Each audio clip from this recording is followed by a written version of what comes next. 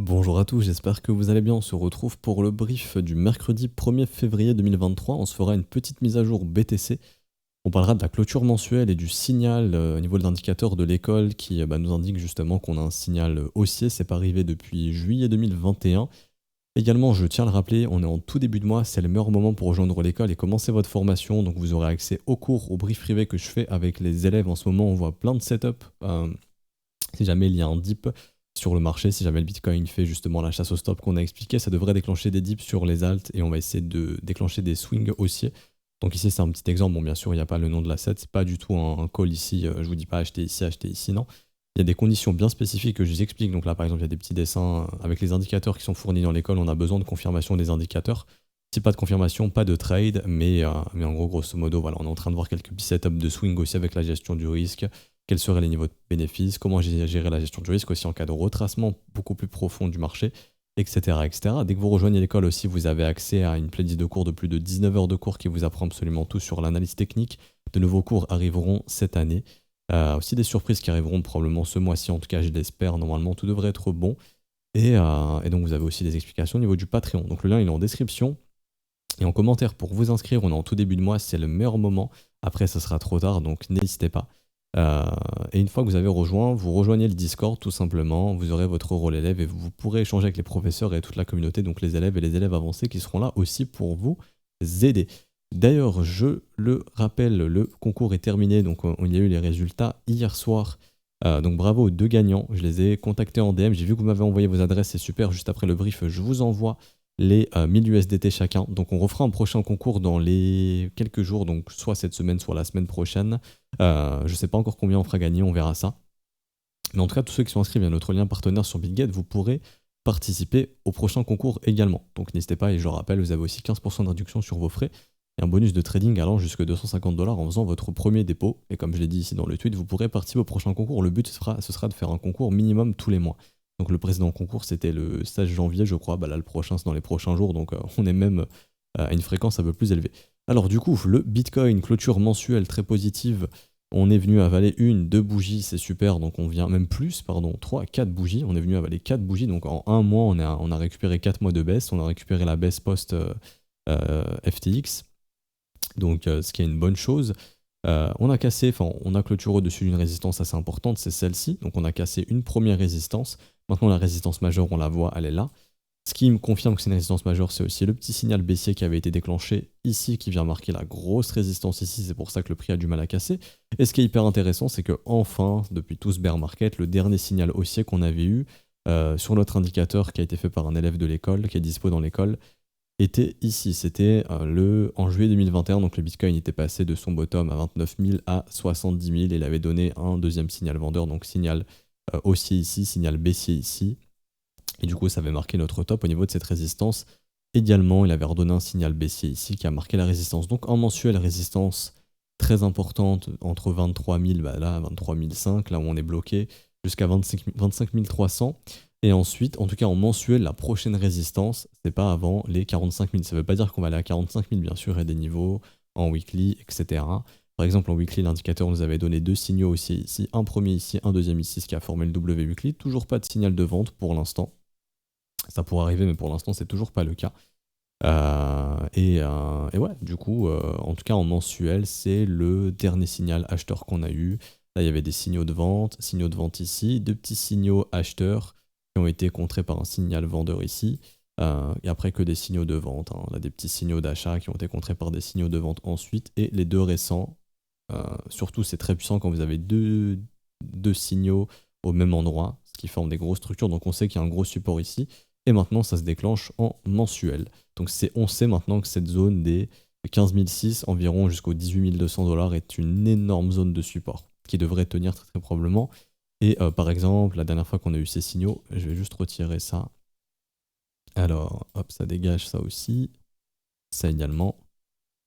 Les précédents signaux d'achat étaient donnés ici au bottom du Bitcoin en avril 2019 et les autres en janvier 2020, en mai 2020 et le dernier en octobre 2020, enfin l'avant-dernier avant celui-ci, en octobre 2020. Et les signaux de vente ici, ici et ici. Et ici, ce qui marque la résistance, et donc là le signal d'achat.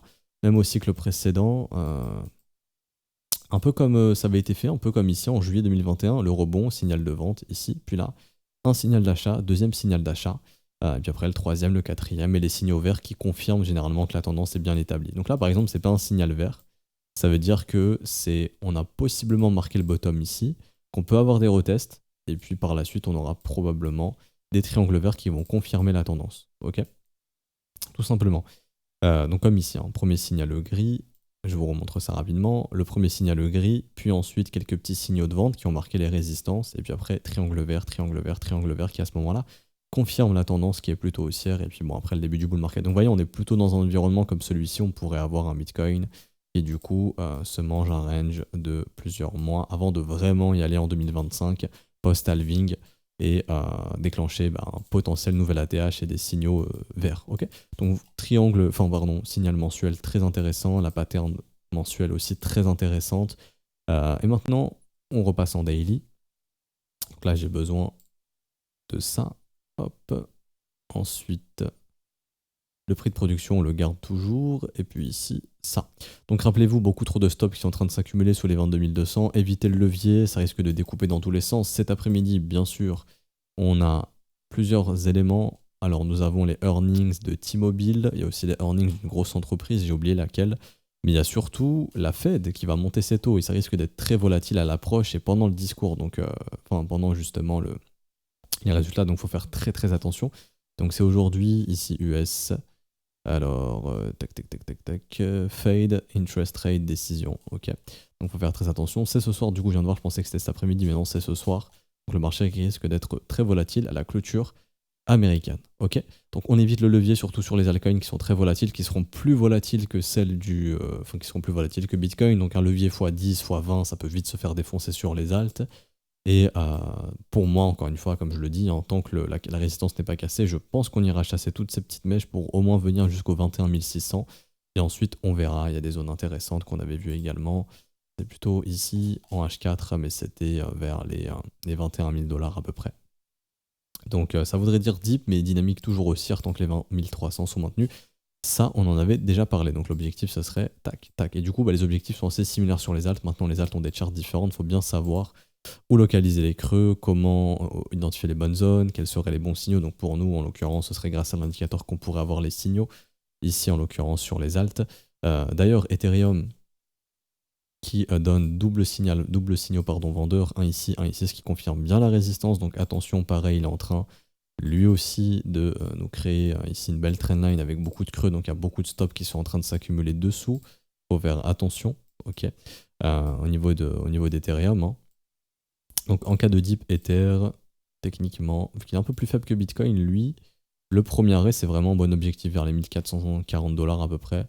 Donc ici, au niveau du prix actuel, ça pourrait faire une baisse de 7-8%, ce qui n'est pas énorme, honnêtement. Mais le but serait de venir chasser les stops, ok, et puis derrière de marquer un petit signal pour faire une continuation haussière et aller défoncer cette résistance, parce que bon là, on a bloqué une fois ici, deux fois, plein de jours ici, encore une fois ici. Donc là, il y a des tonnes de stops qui sont accumulés au-dessus. Je pense pas qu'on laissera ça tranquille. Je pense pas qu'on laissera les vendeurs en train de shorter tranquille ici et foutre leur stop au-dessus des sommets sans être touchés.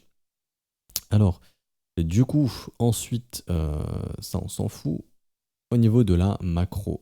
Alors, on a un S&P qui continue de pousser, donc c'est une bonne chose. Maintenant, encore une fois, lui aussi va pas mal se faire découper, je pense, pendant la décision des taux. Même cet après-midi, je pense que ça va bouger un peu dans tous les sens. On en avait parlé, en 3900, c'est vraiment une zone à maintenir, donc on s'en a écarté, c'est bien. Okay, en cas de dip, on devrait tenir 3900 pour maintenir la dynamique haussière. Et du coup, si on maintient 3900, graphiquement après, ça peut donner ça, ça peut faire vraiment des breakouts, donc c'est une bonne chose. L'or aussi, pour l'instant, qui déclenche pas de signaux vendeurs, qui est un peu notre moteur aussi. Hein. Pour l'instant, il n'a toujours pas déclenché aucun signal. Ici, bon, là, vous n'avez pas l'indicateur, mais je peux vous dire, enfin, vous pouvez me faire confiance que techniquement, il n'y en a pas ici, encore pour l'instant. Et la smart money, en tout cas, qui a réduit, pardon, il y a eu du take profit qui a été fait au niveau de la smart money. Ça, je vais vous montrer ça ici. Alors, un petit peu trop de liens. Tac. Non, c'est pas là. Ça va être ici. Donc là, où il y a les open interest qui se sont vraiment écrasés.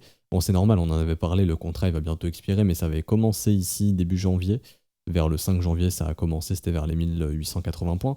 Donc on sait que sur l'or, ça commence à prendre des bénéfices. Maintenant, ça veut pas dire que ça ouvre du short, c'est que ça prend des profits. Bon, après le rallye qu'il y a eu, c'est normal, et on arrive sur des grosses résistances, donc c'est normal.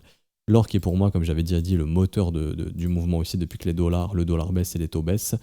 Et pour le dollar, du coup, pour l'instant, aucune résolution. Les stops sont en train de s'accumuler ici et du coup ici. Ça va être intéressant de voir comment le prix va réagir. Si par exemple on vient ici que le prix réagit bien, tac, là attention, on pourrait avoir des retracements plus importants. Si le prix vient ici et qu'il se fait rejeter, c'est que c'était une chasse au stop, continuation baissière, nouveau sommet qui se crée ici, continuation baissière. Ok. Donc il faudra voir un petit peu comment va réagir le prix une fois qu'on vient là, et une fois qu'on vient ici, tout simplement. Pas plus à dire pour le dollar, pour le S&P pas plus, le gold non plus. Le Bitcoin, on a déjà fait des bons points cette semaine, donc il n'y a pas vraiment grand chose d'autre à dire. On rappelle le momentum sur le Bitcoin qui lui est plutôt en train d'indiquer qu'on va consolider et qu'on est déjà en train de consolider et qu'on peut faire des petites attaques baissières justement, tout en maintenant la dynamique haussière, c'est-à-dire ici, venir ici et aller chercher des nouveaux sommets par la suite probablement. Ok. En revanche, si on perd 20 300 à ce moment-là, la dynamique est remise en cause et ce qui est probable, c'est de faire tac et de faire ça et de retracer ce mouvement. Donc attention, ok. Là, à l'instant T, la dynamique reste haussière et tant qu'on est au-dessus de 20 300, même s'il y a une attaque baissière cet après-midi ou dans les prochains jours, tant que ça maintient 20 300, on target toujours des nouveaux sommets et on target une cassure même de la résistance des 25 000 $. Parce que la résistance des 25 000, si on s'affranchit de 24 000, je pense qu'on peut passer comme dans du beurre 25-26 et aller chercher plus haut les résistances qu'on avait vues en weekly par exemple, et ici vers les 29 000 $. Fini ici, et du coup en commentaire, ce qui est beaucoup revenu c'est Aptos, du coup on va se faire Aptos, on va aller checker ça sur BitGet, et si j'ai besoin de plus d'historique, on ira se checker ça sur TradingView directement, parce que là j'ai pas besoin d'indicateur. Alors, APT ici, il y est. Hop. Du coup, Aptos, bon, il y a un énorme rallye. Au niveau de l'order flow, j'ai besoin de l'order flow ici parce que je sais qu'il est assez pertinent. Je crois qu'il est très shorté Aptos, donc les gens ont du mal à voir Aptos monter. On va regarder ça ici. CTRL F, APT, il est là. Nickel. On va aller le charter directement.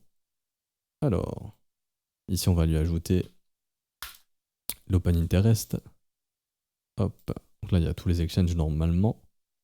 Yes, super. Je vais juste lui dire de me faire une moyenne en fonction des open interest, c'est plus intéressant. Alors, et là vous avez le funding. Donc le funding, il signifie quoi? Le funding, c'est simplement un premium. Donc un premium, c'est quoi? C'est une différence ici entre le prix perp, donc là je suis sur le contrat perp, et le prix spot. Ok. Donc ça veut dire que si le prix du perp, du perpétual, donc par exemple APT USDT perp, il est beaucoup plus supérieur à APT USDT spot, ça veut dire qu'on aura un funding qui est positif. Quand le funding est négatif, ça veut dire que le APT perp, il est plus faible le prix que le APT USDT spot. Et donc en fait, ce qu'on fait, c'est que le funding a été créé justement pour que les gens puissent venir rééquilibrer et soutenir le marché perp. Ok. Et donc pour faire ça, en fait, on offre un taux de financement qui est négatif, c'est-à-dire que si vous venez acheter, vous êtes payé pour acheter Aptos. Là, en gros, il faut savoir que par exemple, quand le funding il était à moins 11, quelqu'un qui vient déclencher un long, il paye pas de funding, mais on lui finance du funding. Par contre, celui qui vient shorter le Aptos, il paye un funding qui est assez important.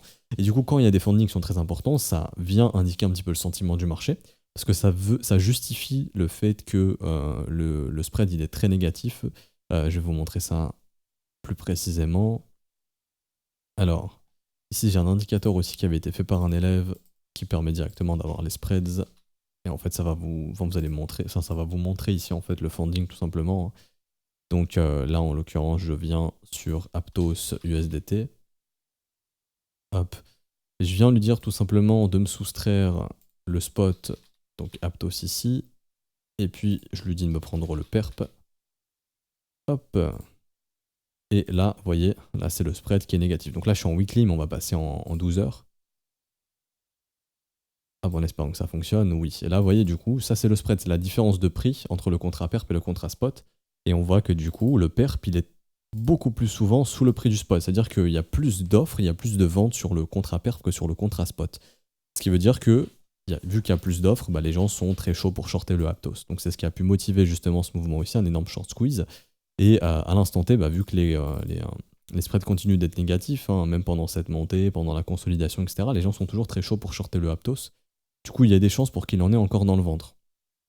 Ok. Et donc là, on va voir, enfin je reviens ici, plutôt ici, je vais y arriver, plutôt ici, non c'est là, enfin je vais y arriver. Et du coup, vous voyez les open interest ici, il y a une explosion de l'open interest avec des fundings très négatifs. Donc là, il faut savoir qu'à l'instant T, à l'heure où on parle, il y a eu beaucoup d'acheteurs et beaucoup de vendeurs ici. Mais pour l'instant, qui est bloqué majoritairement? Tous les mecs qui ont shorté le Aptos sous les 16 $ pour l'instant sont bloqués. Ok. C'est là où on a eu la grosse hausse d'open interest. Ça veut dire que là, les prix seront soutenus parce que tu as plein de vendeurs qui vont probablement sortir de leur short. C'est ce qui va créer beaucoup de demandes. Les mecs vont essayer de sortir break-even. S'ils sont très têtus, ils vont rester dans leur short. Et les prix vont probablement être maintenus. On va aller les short squeeze derrière. Et même là où il y a encore des fundings négatifs, hein, les gens sont encore en train de shorter les dips ici. Maintenant, s'il y a une attaque baissière sur Bitcoin, bien sûr que Aptos il va la subir également. Et du coup, on va voir. Et là, c'est cadeau, on a fait ça sur toutes les alts, sur énormément d'altcoins, on a vu énormément de plans. Et là, on va voir justement quel type de plan on pourrait mettre en place. Du coup, moi, ce que je vais faire, c'est que je vais localiser un breakout qu'on a eu récemment. Donc, un breakout qu'on a eu récemment, il est ici. Ok. Là, il y a eu un breakout. Du coup, je viens localiser le creux qui a déclenché ce breakout. C'est celui-ci. Pour moi, ce creux, il est très important. Ok, c'est un creux qu'on doit maintenir. Donc, maintenant, je vais utiliser la zone de rechargement depuis ce creux jusqu'au top qu'on a actuellement. C'est-à-dire que pour moi, un trader aguerri, il va très très probablement chercher son long dans ces zones, voire un peu plus bas.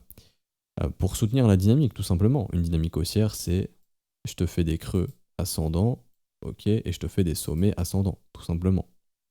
Donc creux ici, donc là vous voyez, signal, signal. Ici, je pense qu'on a un signal, s'il ne l'a pas déclenché, c'est que je dois... Ouais, ici je dois juste faire une petite modif dans les paramètres. Hop.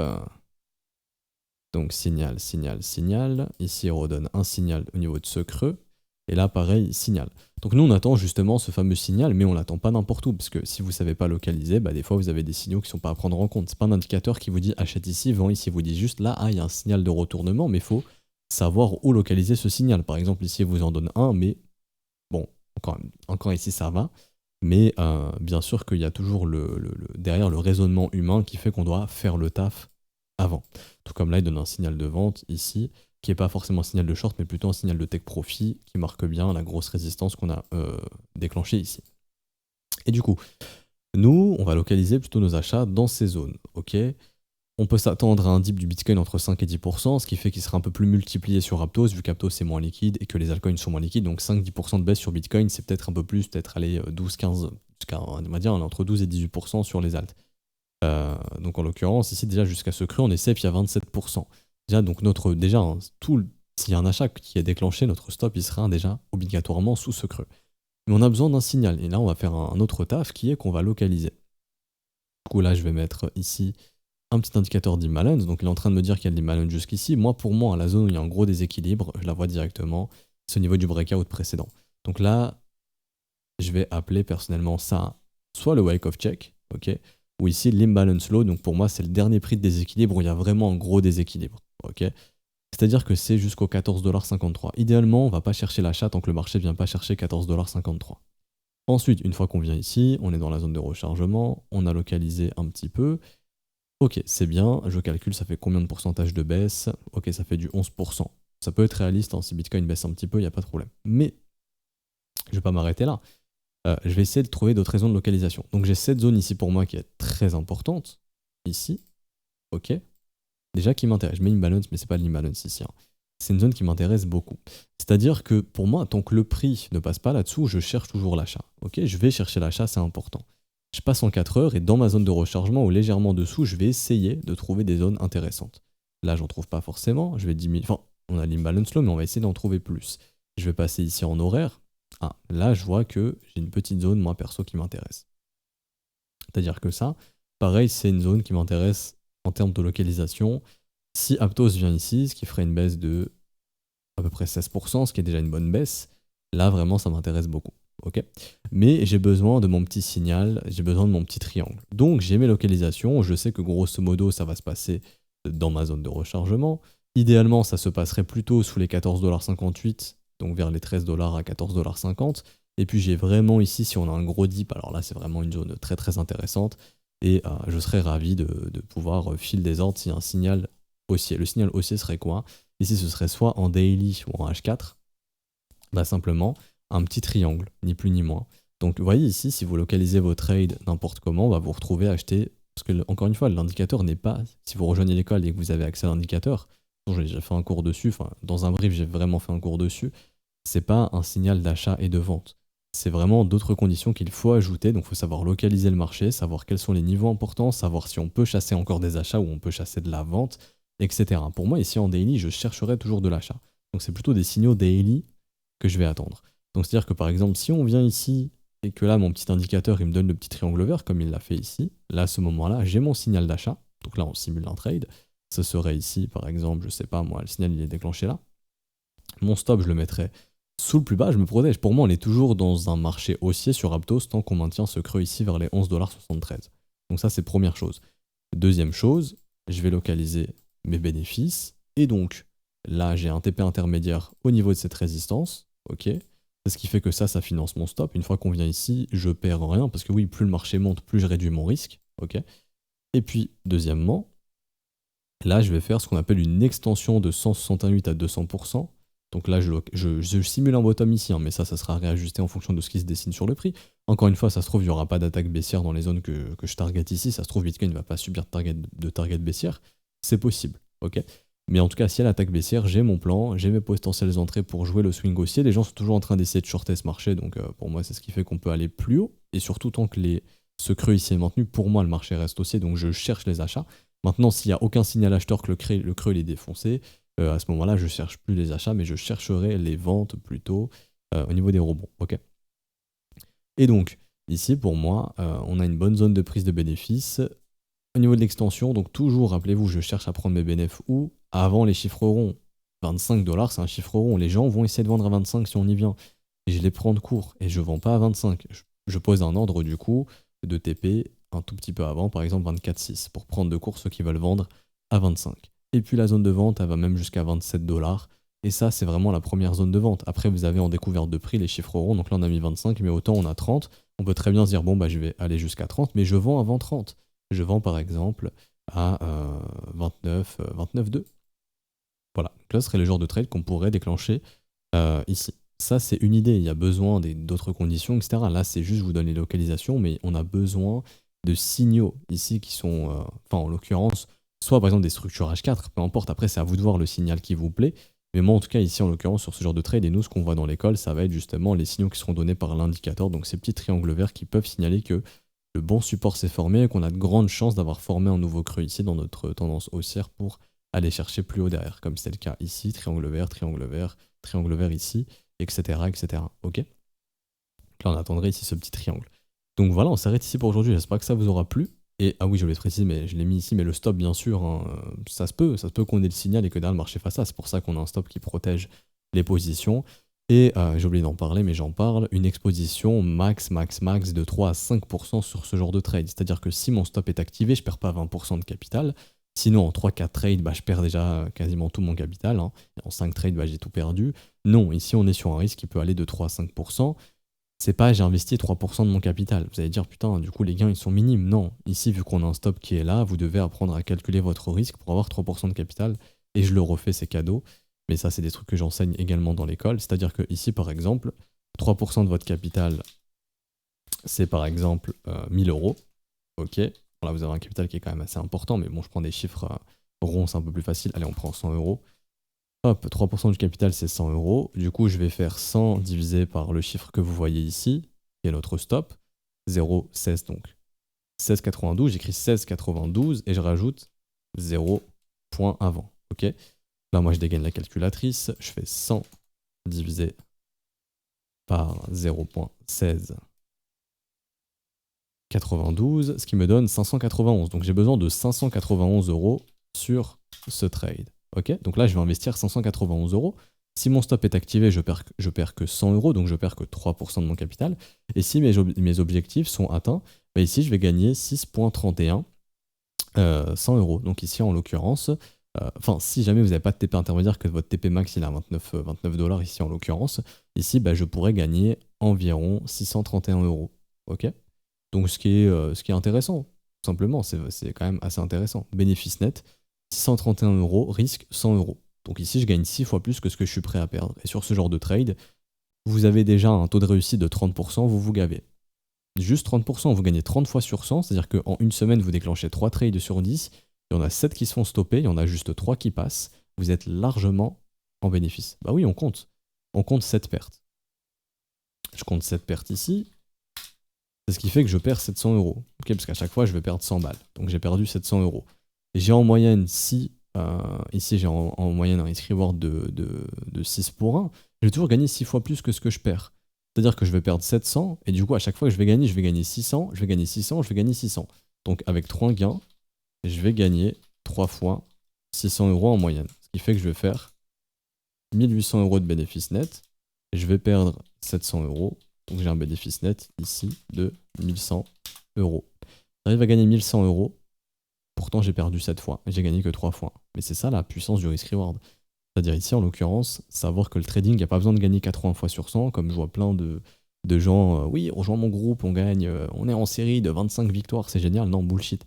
Enfin oui, mais si tes trades, ça ressemble à ça, ouais, n'importe qui peut le faire. Hein. Si ton trade, il ressemble à ça, que tu as des stops très éloignés, et c'est ce qu'ils font, ils ont des stops très éloignés, des take profits très proches, ils vous disent, oh là là, on est en série de 25 victoires, oui, mais il suffit de 1 ou 2 trades et tu perds quasiment tout ton capital. Et oui, tu peux gagner 30 fois d'affilée, mais si tu perds 2 fois et que 2 fois ça te tue la moitié ou même 3 quarts de ton capital, ça sert à rien. Alors que ça, c'est viable sur le long terme. Et encore ici, j'ai calculé 30% de win rate. Hein. Mais quelqu'un qui arrive vraiment à s'en sortir à 35-40%, bah, on se gaffe tout simplement. Et c'est l'objectif, c'est pas de gagner 100 fois, 90 fois sur 100, c'est bullshit. Juste avoir raison 3 fois sur 10, ça permet de survivre ici sur des risk rewards comme ça, sur des swings haussiers, tout simplement. Ok. Donc voilà, je voulais revenir là-dessus, c'est très important, mais vous devez comprendre, risk reward et win rate vont ensemble. Et un win rate très bon avec des risk rewards dégueulasses, c'est pas forcément rentable. Un risk reward bon et un win rate moyen peut faire des gains. Et un bon risk reward avec un win rate super, bah voilà, ça offre des super gains. Mais là, on est vraiment sur l'élite, plutôt la smart money ici. Donc on s'arrête ici pour aujourd'hui, j'espère que ça vous aura plu. Si c'est le cas, n'hésitez pas à laisser un petit pouce bleu, vous abonner si ce n'est pas déjà fait, à mettre en commentaire aussi les assets que vous voulez que j'analyse. Donc là j'ai fait Aptos parce que beaucoup de gens en parlent, mais on pourra se faire d'autres assets, n'hésitez pas. La vidéo de la newsletter qui sortira début février, rappelez-vous, on est au meilleur moment pour rejoindre l'école, hein, c'est le meilleur moment pour rejoindre l'école, n'hésitez pas. Vous aurez accès au setup qu'on a vu, l'indicateur qu'on utilise, et également tous les cours qui ont été faits et mon avis sur le marché quotidiennement du lundi au vendredi, et aussi accès au Discord, à échanger avec les autres professeurs, également avec les élèves avancés qui partagent aussi leurs petites pépites, également des cours sur le marché boursier, le fondamental du marché boursier pour trouver de bonnes actions, etc. etc. Également, vous pouvez rejoindre l'école via le Discord, donc ça se passe dans le salon Bienvenue, vous avez les modalités crypto ici, donc tout ce qui est paiement BNB, Ethereum, USDT, USDC, BUSD. Vous avez les adresses ici, vous avez les montants ici. Une fois que vous avez procédé au transfert, vous avez juste envoyé le TXID au professeur, on est connecté ici, on le vérifie et on vous met votre rôle élève et vous avez accès à l'école.